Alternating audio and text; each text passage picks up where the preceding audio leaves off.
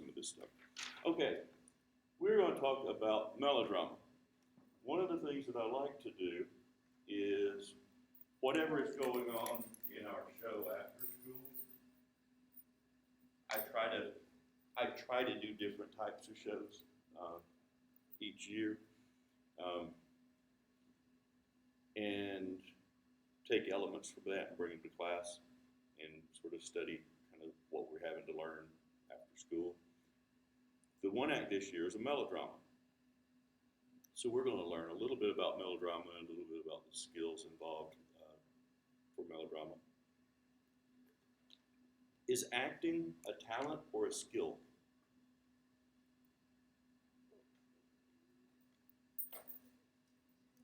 It's not right or wrong. It's what do you think? Is acting a talent or a skill?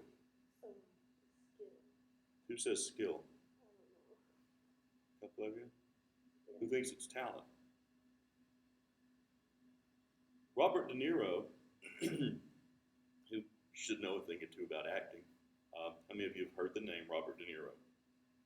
Like sometime in your life you've heard Robert De Niro. Okay. He's older than I am, but he's a hugely famous movie star. Multiple award-winning actor. I guess it would be like an equivalent actor. If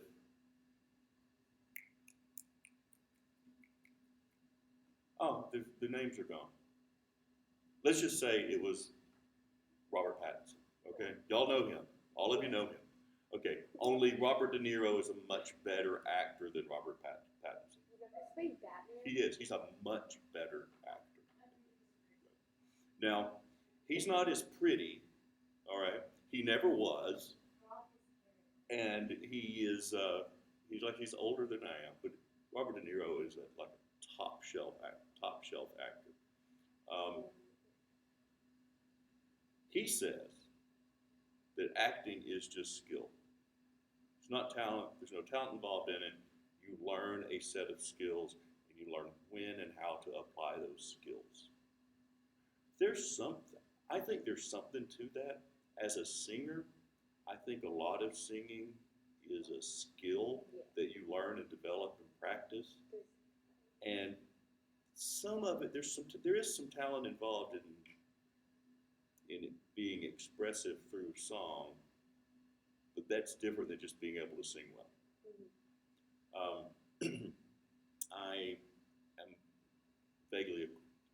barely acquainted with a professional opera singer, and he says the same thing. He said, I just learned to do this weird dance with my voice because that's what I spent my time doing in college, and now that's what I know how to do. And I walk out on stage and I do this voice dance, and then people applaud and I get a paycheck. And it's the strangest thing in the world. I mean, he thinks his job is just really unusual. Um, so we're looking at a set of skills when we talk about melodrama, a specific type of acting, specific set of skills. Melodrama originated in the 1800s. You don't have to read along with the paper. I'm talking through all of this. But if you need to go back and refer to it, like to study for a quiz, you have it. It originated in the 1800s. It was wildly popular in Europe in the 1800s. What else happened in the 1800s? In history, big significant thing happened in the, what? Throughout the world.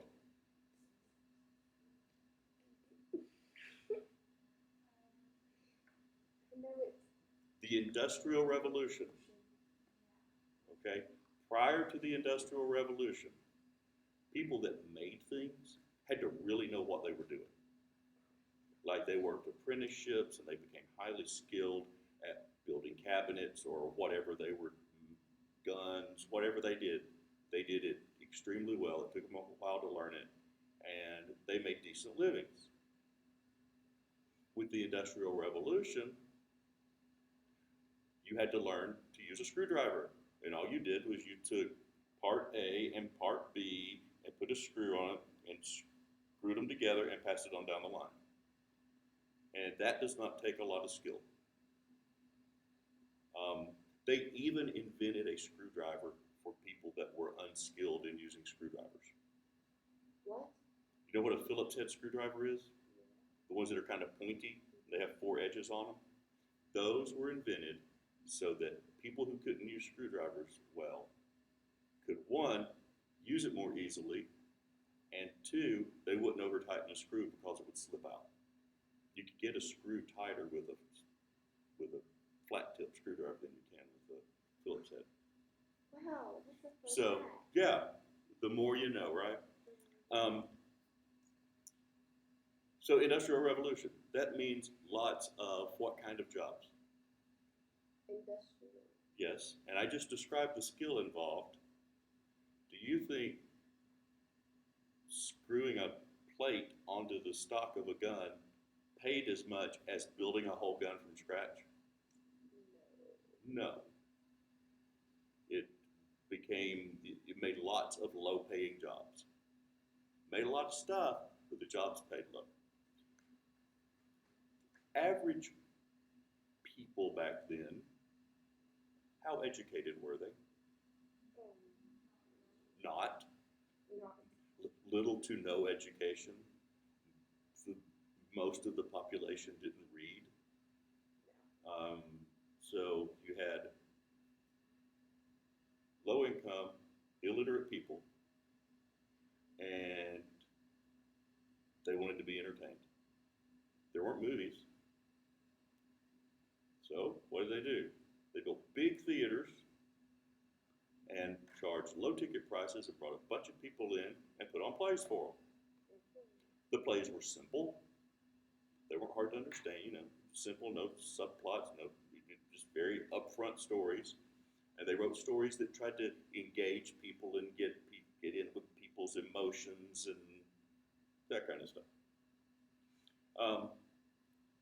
Well, that required a special kind of acting. Does anybody have any idea how big a 3,000 seat theater is? Wow. Have any of you ever been to like West's auditorium? That's 400 or 500 seats, I think, which is the average size for most high school auditoriums around here. Anybody ever been to the Tivoli in Chattanooga?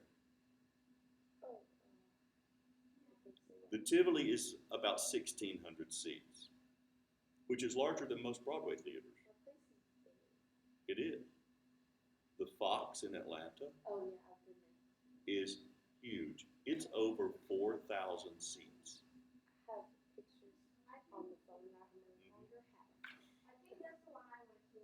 Yeah, You went- so much television. Probably so. Yeah, I think that's where y'all went, was down to the Fox. Why on earth would somebody build a theater that big? They didn't build a theater that big. It wasn't built originally to be a theater. Ooh. It was built to be a Masonic assembly hall. The Masonic Lodge. You've heard of the Masons? You never heard of the Masons? Heard of the Shriners? You never heard of the Shriners? The people at intersections that have like on the Oh, fezzes yeah, and in the middle. the Shriners. Shriners Children's Hospital. Oh, I thought you were saying like No, have you heard of the Shriners? Yeah. They're, as I understand it, they're secret organizations. I don't really know, but as I understand it, the Shriners are kind of an arm of the Masons. They're kind of like the public relations cheerleader kind of arm of the Masons, and then the Masons are a secret fraternal organization, and it was huge. I think it was in the 20s when the Fox was built. I think about 100 years ago. So they built this huge Masonic hall. And then the Masons became less popular. So somebody bought it and turned it into a big theater. I think it showed movies in there at one time, and they may still show movies there. It's massive, 4,000 seats. That's not quite half the size of a lot of arena concert venues. The McKenzie Arena at UTC is like 10,000 seats, I think. So you're talking a huge theater. Anyway, Theaters in Europe at this time, where melodramas were performed for the masses, were about 3,000 seats. That's big. 3,000 foot theater. Somebody's a couple hundred feet away from the stage watching the show. Now, could they pick up on little subtle acting things like little eyebrow raises and grins and real? Could they pick up on that? Could they pick up on little subtly delivered, soft vocal things? No, they couldn't. Everything had to be big. Everything had to be exaggerated. So the uneducated person in the back of the theater could see and understand what was going on. And tickets were cheap. It was like going to the movies. Right? So lots of people went. It's the only form of entertainment. There really wasn't much else. Opera, did that where you had opera.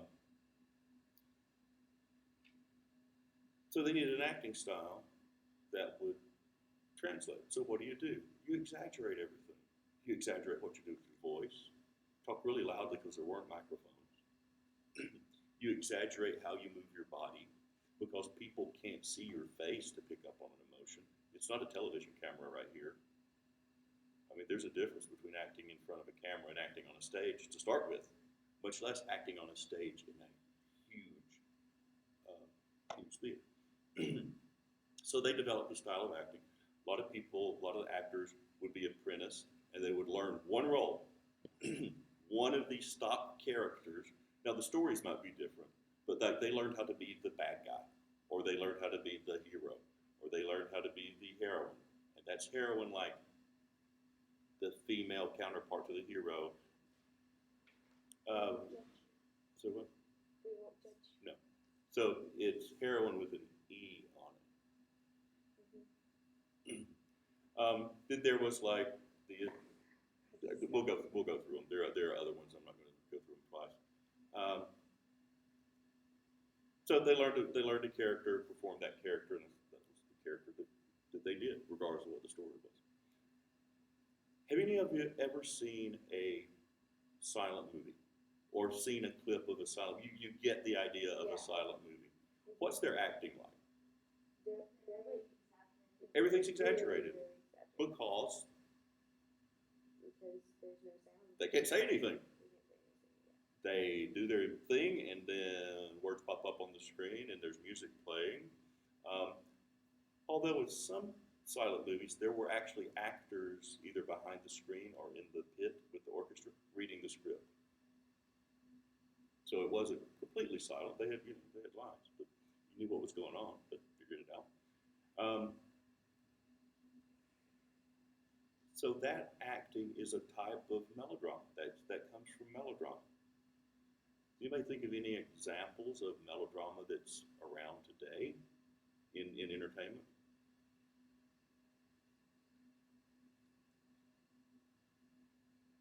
Think of shows that are exaggerated when big deals are made out of everything and where the characters don't have a lot of subtlety. It's La La Land, sorta, yeah. Broadway musicals have some elements of melodrama, but they really wouldn't be considered melodramas. Soap operas. Soap operas don't have incredibly good acting on them. You have pretty people that can act reasonably well with really simple plots, and there's always some tragedy going on. Somebody's about to die, somebody just died, somebody had an affair, somebody's getting a divorce, somebody's getting back together. Is that not soap operas? Yeah. Somebody's pregnant, but whatever. It's just they're train wrecks. They're just the people's lives, are just train wrecks constantly. Okay, so that's soap opera. There's a movie that could be considered melodrama. Now the acting isn't all over the top, big, mostly because it's a movie. It doesn't have to be, but plot's simple, very clear cut, good and bad. This one actually doesn't have that much of a clear cut, good or bad. You can be team one or team the other. That was a clue. Twilight. Twilight series are melodramas. There's not a lot of dimension to the characters, right? They're just kind of what they are. And then there's another hugely popular thing that you wouldn't think of as theater, but it is huge, huge theater. It's morality plays. It's done in big arenas. The bad guy wins enough that you hate him, but then the good person always wins at the end. So like Disney movies. No, not Disney movies. What? With some. No, not Harry Potter. Oh, No, this is a thing. It's not a movie. This is a thing that happens live. No, well, Bring It it's On. not real life, but you couldn't really call it a play. Bring It On. No. That cheer movies. Professional wrestling. I wouldn't have guessed that. Professional wrestling. I knew you would. Professional wrestling is melodrama if there ever was melodrama. The characters are exaggerated. They're either good or they're bad. Their acting is over the top. You know, Yeah, and everything- people get very emotionally invested in it. It's done in huge arenas. They play to the people at the very back. Nothing is subtle about it. I'm going to pick you up over my head and throw you out of the ring. There's nothing subtle about that. it's all- So, professional wrestling is melodramas. It's morality plays that are easy for people to understand. Let's look at some of, and I put a link on here to a cartoon of Dudley Do-Right that is, he's a Canadian Mountie, and it has all the stock characters in it, and it's just silly if you're interested to watch it.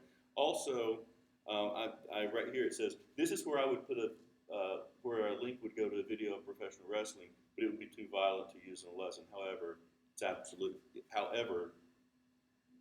it absolutely is melodrama. I left the it out of the sentence. So that's that. Everything that I said is right here, except that melodrama comes from the word melody and drama, music and drama. Melodramas were usually accompanied by like piano When I music. thought- Whenever you said that, I thought. Dun, dun, dun. I was thinking of melancholy, like that. Yeah. Whenever you said melodrama. A really weird movie called Melancholia. It's Kirsten Dunst. Really strange movie. Let's look at the stock characters on the back. You had the hero. Handsome, strong, brave, loyal, honest, reliable. Everything that a hero should be. One thing that was not there was smart. Okay? The hero doesn't have to be smart. The heroine, she's beautiful, courageous, innocent, and vulnerable. Okay? The villain, cunning, amoral. Amoral means without morals. Dishonest, cruel, evil. They're just out for themselves. The villain's accomplice, that would be like the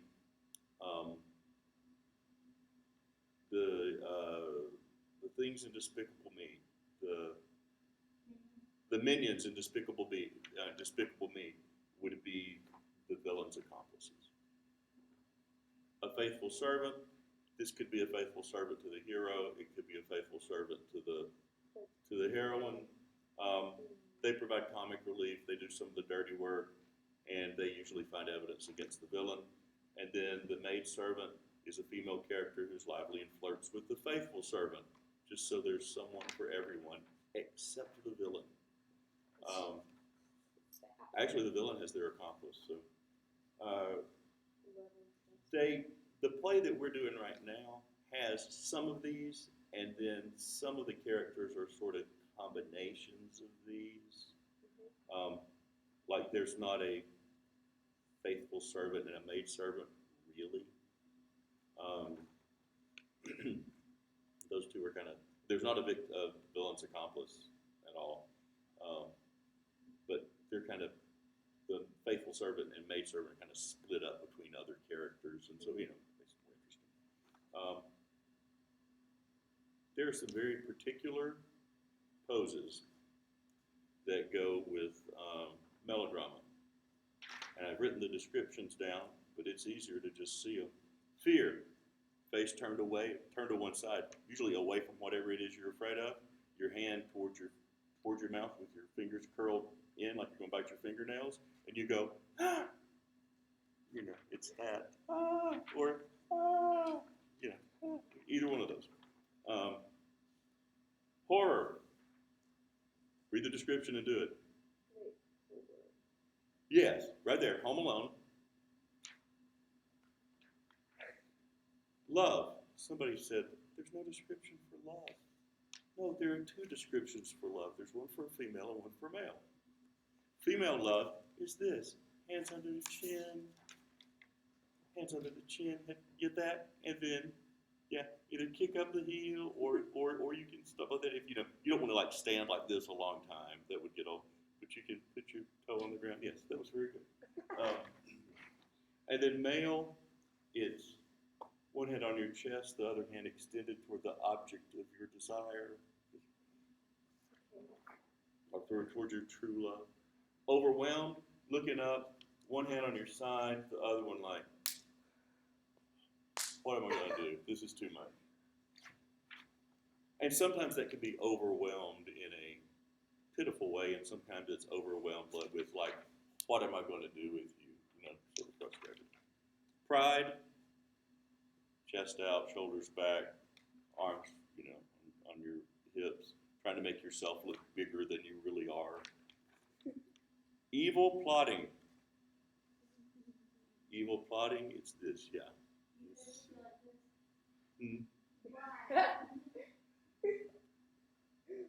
Wait, what's up? I don't think that would go very far. But Like that. $1 million from Austin Power. Dr. Evil. Yeah, Dr. Evil. So that's the evil plotting, yes. You may wring their hands or do this or whatever. My dad does this. That's unfortunate.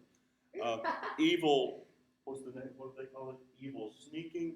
Now there are two different kinds. It can be the comically fast sneaking where people pick their feet up and down really quickly and move slowly, but their feet are going like this. Or you can go, it can be this.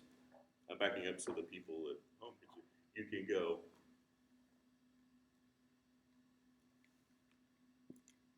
take the big slow steps so like you're sneaking up on somebody.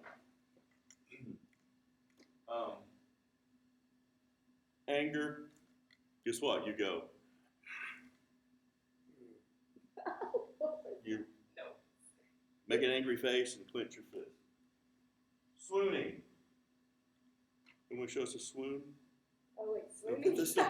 This is not swooning. I don't know what it is, but there's a swoon right back there. Yes, she's. And ideally, you have someone to catch you when you swoon, or you have a fainting couch to fall back onto. And then hearkening, and behind your ear, heart. And you lean toward whatever it is you're hearkening unto. So,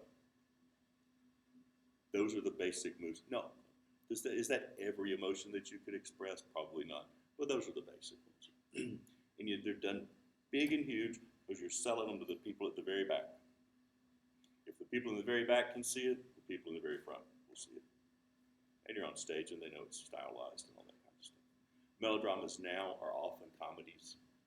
Not all of them, but they're often done as comedies now. Because, let's face it, it's pretty silly looking. That's it. So, people at home, it's recorded for you, and I will post the handout or have posted the handout by the time this goes up, that I gave people in class. We'll have a quiz over it. Folks at home, there's going to be an assignment for you that goes along with this. And folks that are here live, next time we meet, we're going to go to the black box, and we're going to have a contest to see who does these the best. So you might want to go home and practice in front of the mirror. All right? Well, like my whole life's basically melodrama. Bye, folks. It was exaggerated.